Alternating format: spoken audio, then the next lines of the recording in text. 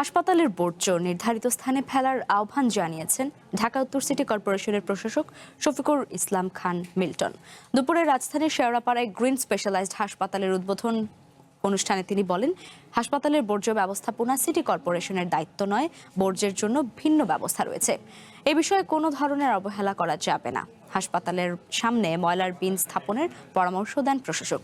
এ সময় মানসম্মত ও নিরবচ্ছিন্ন স্বাস্থ্যসেবা নিশ্চিতে হাসপাতাল কর্তৃপক্ষকে সতর্ক থাকার আহ্বান জানান তিনি।